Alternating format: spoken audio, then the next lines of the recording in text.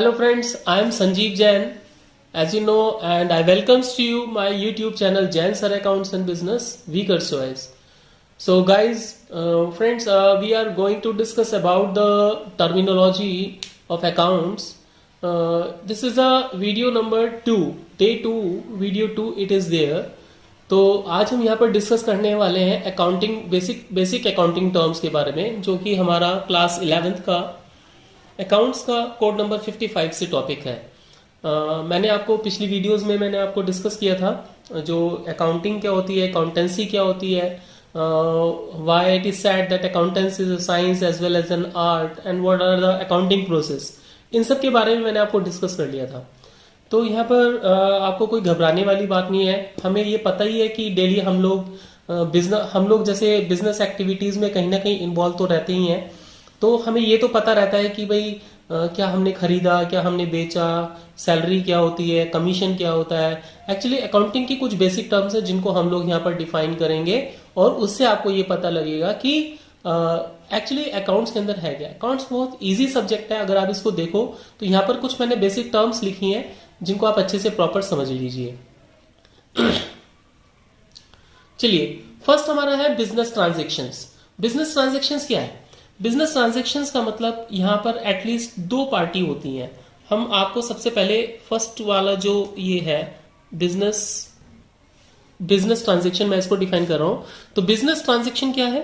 Business transaction it refers to financial transactions between two parties involving exchange of goods and services in terms of money. मतलब यहां पर कम से कम दो parties का होना जरूरी होता है, जहां पर एक पार्टी दूसरी पार्टी को गुड्स को सेल करती है। देखिए, जब हम कोई भी बिजनेस करते हैं तो वहां पर दो पार्टी होगी, एक बेचने वाला होगा और एक खरीदने वाला होगा। तो उन दोनों के बीच में जो ट्रांजेक्शन टेक्स प्लेस होंगे उसको बोलेंगे बिजनेस ट्रांजेक्शन। ठीक है, तो it refers to the financial transaction. क्या बोलते हैं उसको? Financial transaction. किन के बीच में? Between two parties. क्या रहता है उसमें involving exchange of goods and services. तो जब दो लोगों के बीच में गुड्स और सर्विसेज का एक्सचेंज होता है इन टर्म्स ऑफ मनी, उसको बोलते हैं बिजनेस ट्रांजेक्शन। सेकेंड देख लेते हैं। Second is account. What is account? Account का मतलब ये जो बिजनेस ट्रांजेक्शन है जो हमने ऊपर पढ़ी है, ये बिजनेस ट्रांजेक्शन जिस जगह पर लिखी जाती हैं, ठीक है, इनका जो रिकॉर्ड मेंटेन होता है उसको बोलते हैं account. Where the record is maintain of the business transaction is known as the account. तो अकाउंट का क्या हो गया डिफाइन करना? It is a record of all business transactions. ठीक है, जैसे से इंडिविजुअल अकाउंट, फर्म अकाउंट। अभी मान लो क्या हुआ कि जैसे मान लो सपोज करो मैं हूं, है ना, मेरा नाम है जैसे जैन, तो जैन एंड सन्स के नाम से हमारी कोई फर्म है। तो मैंने जैन एंड सन्स ने क्या किया, मिस्टर गोविंद को गुड्स सेल किया। तो गोविंद एक नाम हो गया ना, तो गोविंद का अकाउंट बनाना पड़ेगा। गोविंद को हमने कितने का क्रेडिट दिया, कितने का कैश दिया। तो पर्टिकुलर इंडिविजुअल नेम से या फर्म के नेम से जो हम एक पर्टिकुलर रिकॉर्ड्स मेंटेन करते हैं जिस जगह पर, उसको बोलते हैं account. Right. Third is capital. Capital क्या होती है? देखिए, जब कोई भी बिजनेस को स्टार्ट किया जाता है तो बिजनेस को स्टार्ट करने के लिए उसमें पैसा लगाया जाता है। और जब हम किसी बिजनेस को स्टार्ट करने के लिए उसमें पैसा लगाते हैं या मटेरियल से स्टार्ट करते हैं तो उसको बोलते हैं कैपिटल। तो इसको मैंने अपनी टर्म में इसको डिफाइन किया है कि that amount which is invested by the businessman in the business is known as capital. It may be in the form of cash, it may be in form of capital, it may be in the form, it may be in form of cash and it may be in form of material. तो it may be introduced on cash and it may be introduced by check. तो capital क्या हो गई? जो amount जो proprietor business को start करने के लिए बिजनेस में लगाता है उसको बोलते हैं कैपिटल। तो amount invested by proprietor in his business is known as a capital. Fourth term आती है आपकी drawing. What is drawing? Drawing का मतलब आर्ट नहीं होता। ड्राइंग का मतलब आर्ट होता है, लेकिन वो आर्ट अपनी जगह पे होता है। बट ड्राइंग का मतलब होता है जब कोई प्रोप्राइटर या कोई भी पर्सन अपने पर्सनल यूज के लिए अपनी फर्म से, अपने बिजनेस से कोई भी कैश या मटेरियल विड्रीव करता है अपनी यूज करने के लिए, उसको ड्राइंग बोलते हैं। तो गुड्स और cash which is used by the proprietor for its personal use is known as the drawing. ठीक है, मतलब अगर सपोज करो एक किराने वाले की, ग्रोसरी वाले की शॉप है, उसने 1 kg शुगर अपने लिए अपनी शॉप से निकाली, तो जो 1 kg शुगर उसने अपनी शॉप से अपने लिए निकाली, उसको वो उसके लिए ड्राइंग हो जाएगी। क्या हो जाएगी? ड्राइंग। सपोज करो ग्रोसरी वाला है, उस ग्रोसरी वाला ने अपनी फर्म से, अपने बिजनेस में से कुछ 1000 अपने यूज के लिए निकाला, तो जो कैश उसने निकाला उसको ड्राइंग बोलेंगे। ठीक है, तो ड्राइंग क्या हो गई? दैट गुड्स और cash which is used by the proprietor for its personal use is known as drawing. तो इसको हम ड्राइंग बोलेंगे, राइट। सो स्टूडेंट्स, यहां पर हमारी 5th टर्म है परचेजेस। अब देखिए परचेजेस मीन्स क्या? Purchases means bye. Purchases means buy, where the business enterprises produce the goods for the selling purpose. जहां पर उनका मेन मोटिव होता है गुड्स को सेल करना, और गुड्स को सेल करने के लिए गुड्स को मैन्युफैक्चर किया जाता है, प्रोड्यूस किया जाता है। ठीक है, so purchases means buy, where the goods produced for sale purpose. अब आप पूछोगे कि भाई परचेज कितने टाइप की होती है, तो I would like to tell you purchases there are 2 types of purchase. कौन कौन सी परचेज हो गई? एक परचेज होती है कैश परचेज, एक होती है credit purchase. Cash purchase and credit purchase. Cash purchase means क्या होता है? Cash purchases means we are purchasing something and we are paying the cash, right? And credit purchase means udhar, we are purchasing something but we are not paying the cash, but we will be paying the cash after some time. That is a credit purchase. So purchases means buy, where the goods are produced or bought from anywhere for the selling purpose. So there are 2 types of purchase, cash purchase and credit purchase. Cash purchase is that purchase where we are purchasing something and we are paying the cash. Credit purchase means we are purchasing something but we are not paying the cash and we will be paying the cash after some time. That is a purchase. And 6 is purchase return. What is purchase return? Purchase return means क्या होता है कि कभी कभी जब हम goods को purchase करते हैं तो किसी ना किसी वजह से वो डिफेक्ट की वजह से या फिर और दूसरे रीजन की वजह से हमें गुड्स को रिटर्न करना पड़ जाता है। तो उस कंडीशन में क्या होता है, वो गुड्स रिटर्न जब हम करते हैं तो वो परचेज रिटर्न हो जाती है। Means goods purchase from the supplier may be return due to defect और एनी डिफरेंसेस इन स्पेसिफिकेशन। मतलब हमने स्पेसिफिकेशन मतलब साइज, कलर, शेप, उसके अकॉर्डिंग हमने डिमांड की थी गुड्स की, तो लेकिन वो गुड्स उस स्पेसिफिकेशन के अकॉर्डिंग नहीं है, साइज के अकॉर्डिंग नहीं है, कलर के अकॉर्डिंग नहीं है, वेट के अकॉर्डिंग नहीं है, तो हमें गुड्स रिटर्न करना पड़ेगा। तो वो हो जाता है आपका परचेज रिटर्न। तो परचेज रिटर्न मींस क्या हो गया? गुड्स का रिटर्न करना। तो when the goods purchase from the supplier may be return, है ना, may be return due to defects और any kind of differences in specification, तो ये परचेज रिटर्न हो जाती है। सेल्स मीन्स सेल करना, सेल्स मीन्स सेल। सेल क्यों करते हैं? सेल मीन्स बेचना, यानी कि सेल मीन्स बेचना। Those goods in which the firm is dealing, goods bought और produced for resale purpose.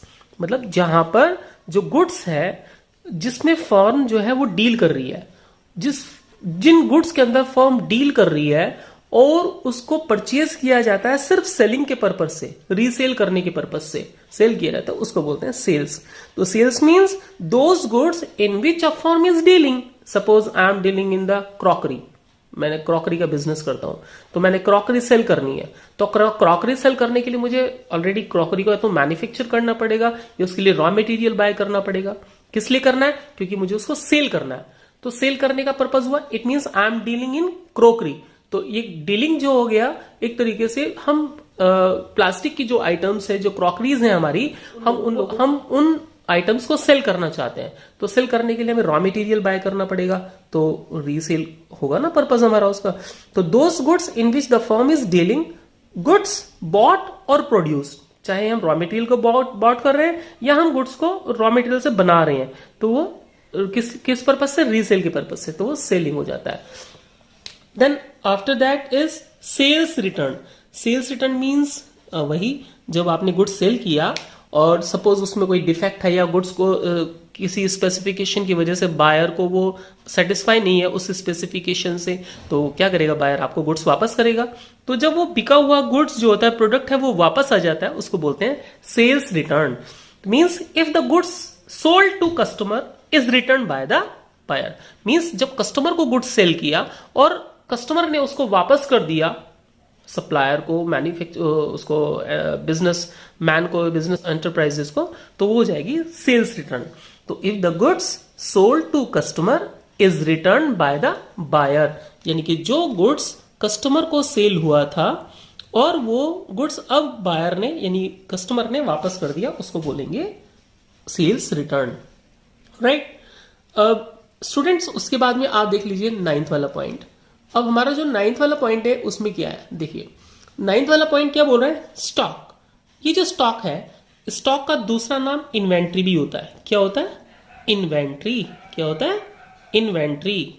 Means stock means क्या हो गया, इन्वेंट्री, यानी कि जो गुड्स हमारे पास स्टोर्ड है विच इज अनसोल्ड, जो अभी बिका नहीं है और हमारे पास में है, उसको बोलते हैं स्टॉक। यानी कि that goods which is stored which could not be sell which is unsold, है ना, तो उसको बोलेंगे स्टॉक करना। सपोज मेरा स्टेशनरी का बिजनेस है और मैंने स्टेशनरी का बिजनेस है, तो 1000 पेन्स मैंने 1000 पेन्स रखे हैं सेल करने के लिए। तो अभी मेरे पास वो रखे हुए हैं, बट है तो सेलिंग पर्पस के लिए, लेकिन है वो अनसोल्ड, अभी बिके नहीं है, तो दैट इज स्टॉक। अब आपको मैं बता दूं यहां पर there are 2 types of stock, ठीक है। One is opening stock and second is closing stock. What is the major difference between the opening stock and closing stock? देखो, opening stock means that goods which is in our hand at the starting of the year, वो opening stock होता है। जैसे मान लीजिए अप्रैल 1 2019 और year कब and होगा, 31 मार्च 2020 को ये ओवर होगा। तो जो गुड्स हमारे पास साल के शुरू में है, जो गुड्स हमारे पास 1 अप्रैल को है, मींस मान लीजिए कि हमारे पास 1000 पेन अप्रैल 1 को है, तो that is opening stock. That goods which is lying in our hand at the starting of the year is known as opening stock, and that goods which is lying in our hand at the end of the year that is closing stock. अब मान लीजिए 1000 pen थे और यहां पर हमारे पास 5 pen बचे हैं, तो ये 5 क्या हुआ, ये 5 जो होगा ये क्लोजिंग स्टॉक हो जाएगा। अंडरस्टूड। तो ओपनिंग स्टॉक समझ आ गया, क्लोजिंग स्टॉक। तो opening stock, that stock which is lying in our hand at the starting of the year is known as opening stock. That goods which is lying in our hand at the end of the year is known as closing stock. तो ये opening stock और closing stock के दोनों points मैंने आपको clear कर दिए, ठीक है friends. Let us start our 10th term. देखिए 10th वाली टर्म क्या है, द टर्म इज डेटर्स। क्या है ये, डेटर्स, DEBTORS, डेटर्स होते हैं। डेटर्स मतलब वो होते हैं जिनको हम गुड्स क्रेडिट पे सेल करते हैं ना, उधार बेचते हैं, जिनको हम गुड्स उधार बेचते हैं और वो लोग हमें उन गुड्स का पैसा वापस देंगे थोड़े टाइम के बाद, तो हमारे डेटर्स होते हैं। मान लीजिए कि सपोज मैं हूं, मेरी फर्म है और मैंने किसी को 500 पेन क्रेडिट पे सेल किया, पेन मान लीजिए, बॉटल्स मान लीजिए, ठीक है, क्रॉकरी मान लीजिए, कुछ भी मान लीजिए कि 500 का मैंने किसी को क्रेडिट दिया यानी कि उधार दिया। मान लीजिए I am Sanjeev, I am giving that money to Rohit 500 for 1 month, credit पर दिया ना मैंने 1 महीने के लिए, तो इट मीन्स Rohit will be known as my debtor, वो मेरा डेटर बोला जाएगा क्योंकि मैंने उससे पैसा लेना है। तो द पर्सन और a firm to whom goods have been sold on credit are known as debtors। जिसको हमने उधार बेचा है, the person or a firm to whom goods have been sold, वो पर्सन या वो फर्म जिसको हमने गुड्स क्रेडिट पे सेल किया हुआ है वो हमारा डेटर हो जाएगा, ठीक है, तो वो जाएगा डेटर्स। तो द पर्सन और firm to whom goods have been sold on credit, तो वो हमारा डेटर हो जाएगा। Next term is creditors. Creditors means हमने सप्लायर से गुड्स बाय किया, ठीक है, जब हमने सप्लायर से गुड्स बाय किया, किसी मैन्युफैक्चरर से गुड्स बाय किया और क्रेडिट पे बाय किया, अब हमने उसको पैसा देना है, हमने उसको मनी देना है, तो हम उसके क्रेडिटर्स हो जाएंगे। ठीक है, तो यानी कि हमारे लिए वो क्रेडिटर होगा, यानी कि जिससे हमने पैसा लेना है, जिससे हमने पैसा लेना है वो हमारा डेटर होगा, और जिसको हमने पैसा देना है वो हमारा क्रेडिटर होगा। तो क्रेडिटर मीन्स द पर्सन और फर्म, कोई पर्सन भी हो सकता है, फर्म भी हो सकती है। द पर्सन और firm from whom we have purchase goods और सर्विस ऑन क्रेडिट, वो पर्सन या फर्म जिससे हमने गुड्स या सर्विस क्रेडिट पे परचेज किया है, that will be known as our creditors. कौन होगा वो हमारा क्रेडिटर? तो द पर्सन और firm from whom we have purchase goods और service on credit will be known as creditor, यानी कि हमने जिससे उधार खरीदा है और लेटर ऑन हम उसको पे करेंगे, वो हमारा क्रेडिटर्स हो जाएगा। Next term is bills receivables. Bills receivables क्या हो गए?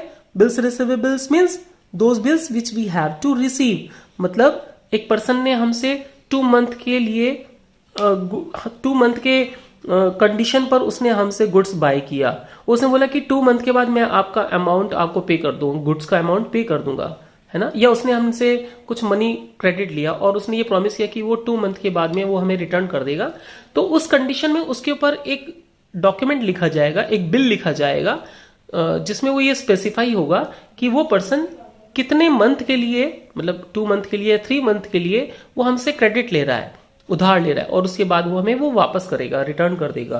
तो that will be known as BR, bills receivables. That bills which is to be receive, a bill of exchange drawn by seller.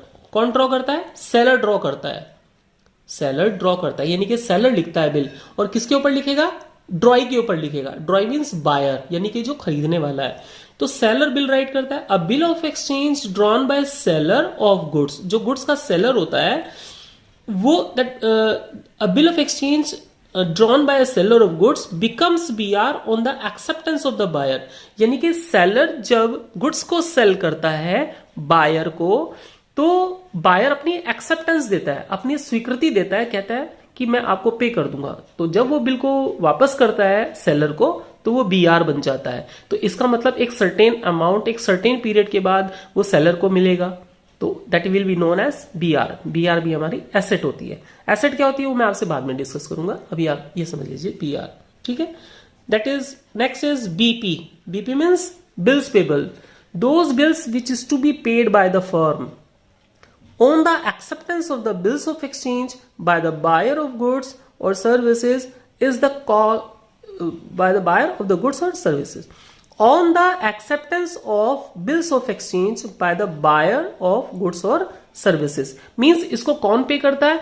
इसको जो पे करता है वो ड्रॉई पे करता है, यानी जिसने गुड्स क्रेडिट पर बाय किया हुआ होता है एक स्पेसिफिक टाइम पीरियड के लिए, तो अपनी एक्सेप्टेंस के अकॉर्डिंग वो उसका अमाउंट एक सर्टेन पीरियड के बाद पे करेगा, तो that will be known as BP। BP जो होती है वो लायबिलिटी होती है क्योंकि हमें पे करना होता है, और BR एसेट होती है क्योंकि वो पैसा हमें मिलना होता है, बिल्स रिसीवेबल्स, ठीक है। Next term is 14 is expense. Expense का मतलब क्या होता है? खर्चे। एक्सपेंस का मतलब होता है खर्च। एक्सपेंस क्या है? देखिए, expense is the cost incurred in producing goods and service for selling purpose।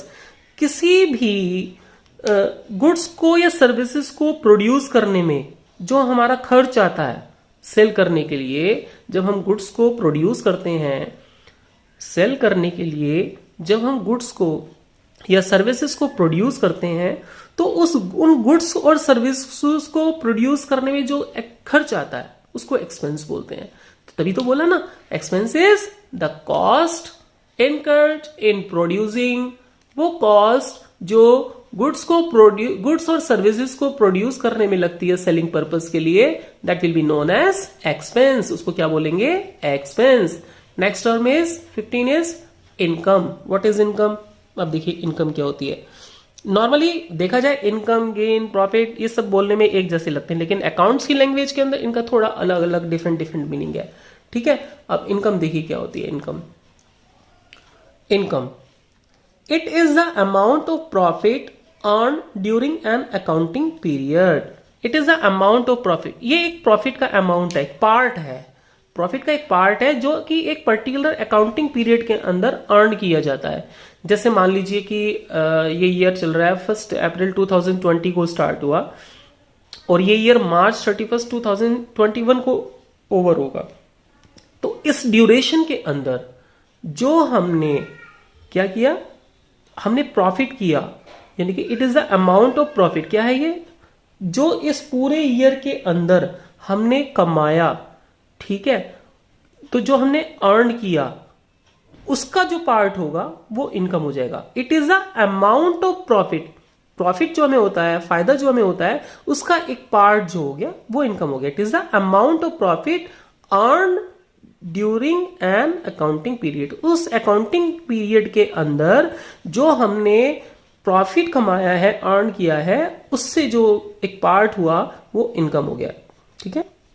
Gain, gain क्या होता है, गेन भी एक तरीके से प्रॉफिट की कैटेगरी में ही आते हैं, इनकम की कैटेगरी में आते हैं, लेकिन ये गेन जो होते हैं ऐसे रेगुलर नहीं होते, समटाइम्स कभी होते हैं। जैसे आपने लैंड को सेल किया, मशीनरी को सेल किया, तो लैंड को सेल करने से, मशीनरीज को सेल करने से, एसेट्स के सेल करने से जो कभी कभी के इनकम्स होते हैं उनको बोलते हैं हम गेन। ये भी एक तरीके से प्रॉफिट्स होते हैं। गेन्स आर प्रॉफिट, ये भी प्रॉफिट ही है।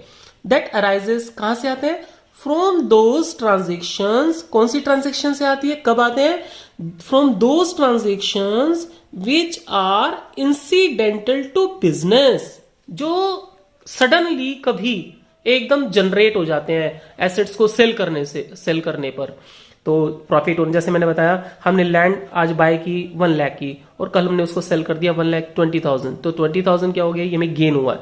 ठीक है, ये एसेट्स को सेल करने से रिलेटेड जो होते हैं हमारे, जो उनको बोलते हैं गेन। तो ये गेन की कैटेगरी में आ जाता है। ठीक है फ्रेंड्स, उसके बाद में आता है प्रॉफिट्स। अब देखिए प्रॉफिट्स, प्रॉफिट्स का मतलब क्या हो गया, the excess of revenue over total expenses, यानी कि जो हमारे टोटल प्रॉफिट्स हैं, यानी कि जो हमारे रेवेन्यूज हैं, रेवेन्यूज का मतलब हमारे टोटल सेल, जिसको मान लीजिए आप, सेल करने के, सेल में से एक्सपेंसेस को माइनस करने के बाद जो बचते हैं वो प्रॉफिट होते हैं। यानी कि जो सेल है, सेल हमारी ज्यादा होनी चाहिए और कॉस्ट हमारी कम आनी चाहिए। तो सेल जब ज्यादा होगी, कॉस्ट कम होगा, तो क्या होगा, प्रॉफिट हो जाएगा। The excess of revenue over total expenses, excess of revenue यानी कि जो हमारे खर्चे हैं वो कम है। ठीक है, एक्सेस ऑफ रेवेन्यू यानी इनकम हमारी ज्यादा है ओवर टोटल एक्सपेंसेस, एक्सपेंसेस के ऊपर एक्सपेंसेस कम है और रेवेन्यूज हमारे ज्यादा है, तो प्रॉफिट हो जाएगा। तो the excess of revenue over total expenses of a business entity for an accounting period is known as profits. मतलब इस पूरे ईयर के अंदर हमारे जब रेवेन्यूज हैं, जो हमारे इनकम्स हैं, वो ज्यादा हो जाते हैं एक्सपेंसेस से, तो उस अकाउंटिंग पीरियड के अंदर तो वो जो हमारे प्रॉफिट्स होते हैं, वो जो अमाउंट होता है उसको हम क्या बोलते हैं, प्रॉफिट्स। क्या बोलते हैं, प्रॉफिट्स। तो the excess of revenue over total expenses of a business entity for an accounting period is known as profits. ये प्रॉफिट हो गए। अच्छा, इसका जस्ट अपोजिट लॉसेस। लॉसेस का मतलब क्या हो गया, यहां पर जैसे द एक्सेस ऑफ रेवेन्यू था, यहां हो जाएगा द एक्सेस ऑफ एक्सपेंसेस। अब जब एक्सपेंसेस ज्यादा हो जाएंगे, रेवेन्यूज कम होंगे, यानी कि खर्चे तो भाई ज्यादा हो रहे हैं आपके और इनकम आपकी कम हो रही है, तो लॉस तो होगा ही होगा। तो the excess of expenses over revenue of a business entity for an accounting period is known as loss. मतलब उसी एक साल के अंदर अंदर, उस अकाउंटिंग पीरियड के अंदर अंदर जब हमारे एक्सपेंसेस इनकम से ज्यादा हो जाते हैं तो वो लॉस हो जाता है। ये आपका हो गया लॉसेस। ठीक है, तो फ्रेंड्स आज के लिए इतने रख लेते हैं, तो उसके बाद में कल आपको 19 वाले से स्टार्ट कर दूंगा। ठीक है, थैंक यू सो मच।